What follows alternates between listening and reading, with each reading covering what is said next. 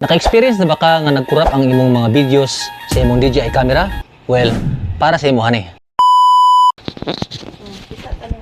Kita tanan. Alright. Yo, welcome sa atong channel 21 Shades of Blue. Ako di si Benji at your service. Karon nga video atong istoryahan ang akong mga na-experience o mga settings na ko sa akong camera sukad nga akong gipalit ni na magduha ka bulan na ang milabay. And by the way, this is not sponsored. This is my own experience and my own opinion about sa paggamit na ko aning mga products. Okay. So katong mga nagplano pa nga magpalit ani or naglibo kung unsay imong paliton, DJI ba o ang GoPro, pwede na gyapon ni akong ipakita sa inyo ang akong mga settings pag mag-rides ko. Usual na kung resolution ginagamit isang 4K yun. Max nga resolution nga mahatag sa ato ang camera. And kung 4x3 imong gamiton, mas wider ang iyang view. Dayon, ang nakatsada lang sa 4x3 nga ratio is makrap nimo siya kung gusto ka og vertical para sa imong mga shorts sa YouTube or Reels. Pwede po nimo siya i-cut by horizontal kung gusto ka og 16:9 imong ratio nimo sa imong video. So usually akong ginagamit din is 16:9. Dayon ang ako ang FPS 30 kung gusto ko og cinematic style ang ako ang video, labi na sa akong pag-rides. Kay ang 30 mangud nga FPS, blurry ang yang mga captions niya labi nang nagdagan ka. So pagay siya sa nga nga style. Kung city ride, ginagamit na ako nga setting is ang 60 frame per second. Pasabot na sa frame per second is unsa kadaghan ang frames nga iyang gi-capture within 1 second. Kung gusto mo ka mo caption og slow-mo sa imong videos nimo, pwede po ka mo gamit og 120 FPS. Kay the more daghan frames ang gi-capture within 1 second, the more clearer siya kung i-slow mo siya.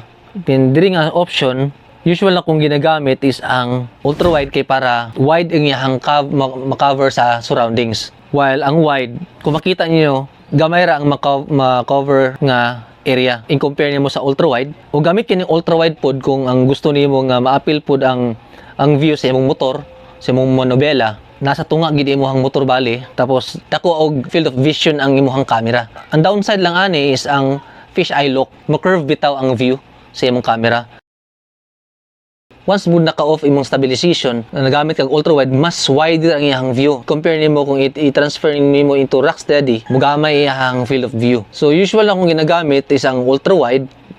If bumpy ang dalan nga akong ginagian, gigamit ko Rocksteady Plus. Pero kung normal riding, Rocksteady lang jud ko. Dayon for exposure, kung gagamit ko 30 frame per second, ginadouble na ako ang amount nga gagamiton nako sa akong exposure, like 1/60. Kung gagamit po ko og 60 frame per second, ginadouble up nako into 120 ang akong exposure. Kaya kung pasubraan po nato na siya, sobra po kangit-ngit. Advisable gini siya mag-manual ka, especially kung ang imuhang trip nimo is mag-color grading jud ka. Once naka-manual mo ka, maintain ang iyang exposure, dili ga usab-usab bitaw. Dayon, for my ISO, kung adlawan, gagamit lang kong 800 kay kung ipatasan ako into 1600 pod, hayag ra po kayo. So kung mag-rides ko buntag or sunny day, ako ang ginagamit isang 100 to 800 nga ISO. Kay para ma-maintain bitaw niya ang kahayag sa akong video. Labi na ma-capture niya ang area nga naipagka-dim gamay. So ginalimit na ako siya sa 800. Then sa gabi is ginagamit na ako kung city lights lang gamit ko 100 to 1600. Kaya kung 3200 akong gamiton, i-adjust niya into lighter imong video nimo, which is maguba yung video, mas dagang kay grains. Grains bitaw tong dagang lamok sa imong video bitaw nimo. Maglisod ka og adjust. So gamitin ko 1600 kung naka city lights ka. Do kani capable magini po ning DJI nato for low light. Mo capture siya sa adjust siya sa lighting niya kung ngikit kayo, makita gyapon, but ang grains visible kayo pod. So for me, kung mag-rides ko buntag, labi ng sunny day, 100 to 800, dayon pag gabi city lights 1600. So confirm. Then for the white balance, para maintain gyapon ang yang white niya, yung balance sa white, I go with manual gyapon, which is around pag buntag 600, medyo cloudy gamay, musaka ko gamay into 5.9. Then kung gabi na pod, pwede ra ka og 6.1 or 6.2. Then diri ta sa color, for me gagamit jud ko og D-Log M 10 bit kay gina-practice mo na ako ang color grading. Preference ako ang mga colors sa akong video nako, ma-meet nako. Kay kung magamit mo og kani mga normal bit, normal 10-bit. Yes, maka-edit gyapon ka pero dili gid nga nakagikapareha sa D-Log-M. Mas wider ang imuhang options nga i-color grade nimo ang imuhang view footage nimo para matimplahan nimo siya sa imuhang preference color nimo nga ganahan nimo. And then pwede gyapon gina-off na nako ning color recovery. Pero kung gusto ka og di na ka malangan-langan mag-edit-edit og di na ka color grade na tao, go for normal 10-bit na or HLG 10-bit. Pero kung ikaw ang tao ganahan ka mag-explore sa editing, like mag-color grading ka gamit ang CapCut, naman gapon sa CapCut, sa Premiere Pro, DaVinci Resolve, which is good gapon. This is a good start pod kung gusto ka mag-practice. And then for the adjustment, sa texture, negative 2 na ko, kay para di na kayo sharp ang texture sa akong video na ko. Like, mura sa realistic pito siya tanawon. Sa kuha na, amo na ko ang preference na ko. Di siya sharp bito kayo. Then negative 2 for noise reduction gapon ko. Dayon akong bitrate, ginasit na ko as high, confirm. That's it for my setting. Dayon, pag once i-mount po na ko niya sa akong helmet, gagamit ko ani which is from DJI gyapon, gipalit na ko siya around 1,000 kapin. Pero nakita ako sa Shopee na yung barato, which is, I don't know kung pareha ba ang quality. Ang nakatsada ani, nunid na niya mo ipilit sa imuhang helmet. Ako rin na siyang ginabutang, ginaklip dahil. See?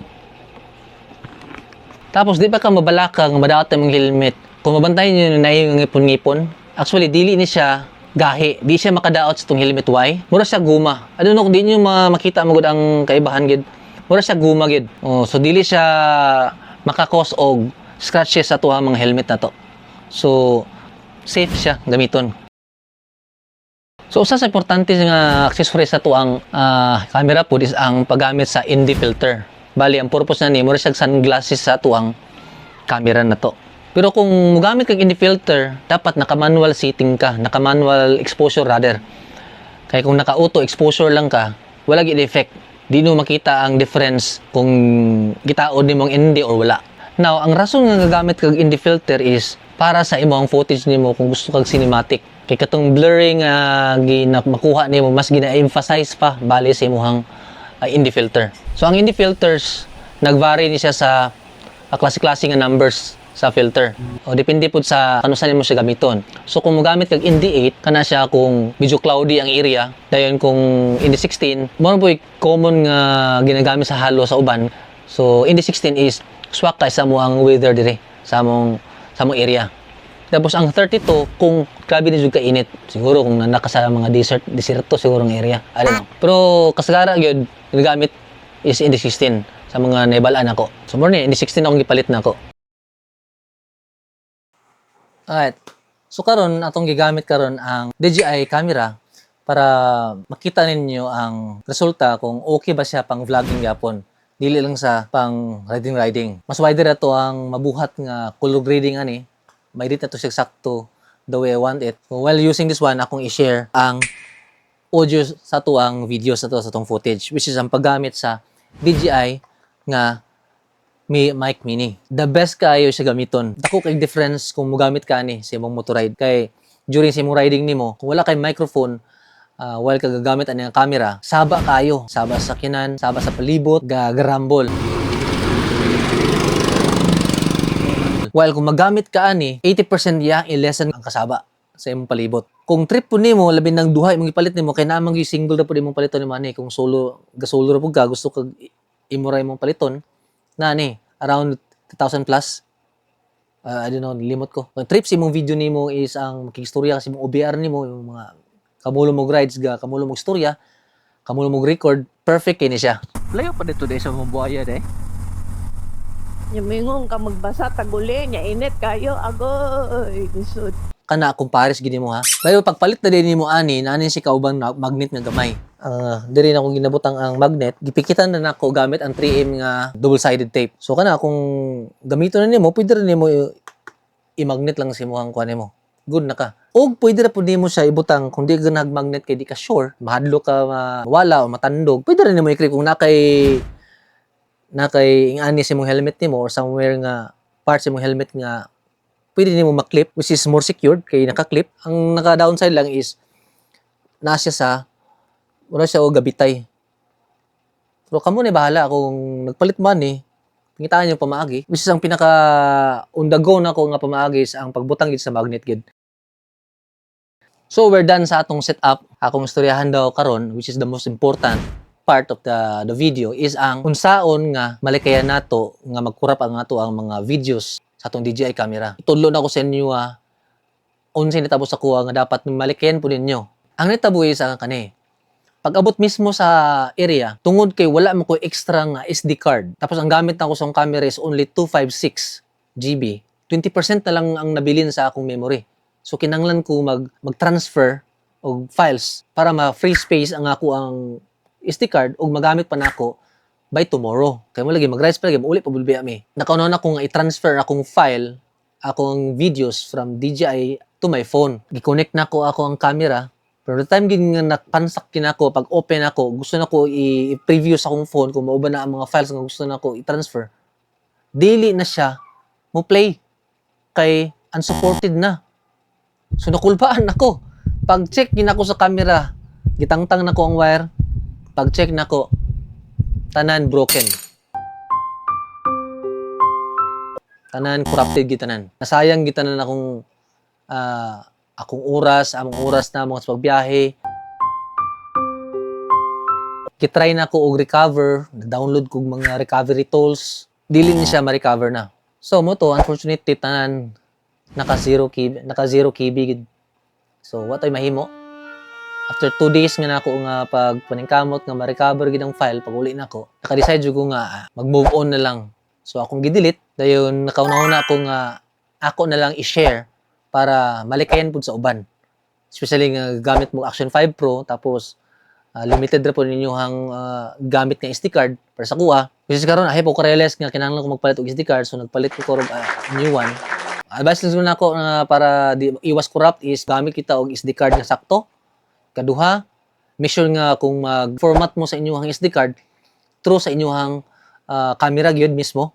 Siya gyud mo format tapos ayo lang sa computer gyud. Kay lahi mo gud ang program sa computer. So mas mayon tong unsay program sa inyong camera, siya gyud mismo mo reprogram pud sa inyong SD card. Og as much as possible, maglikay ta og transfer sa files nato gamit ni. Usa sa mga nabasahan nako nga rason pud ay nga magkurap ang file nga during sa transfer na halt ang transfer, natandog baka ang wire, may nga na mga instances ba.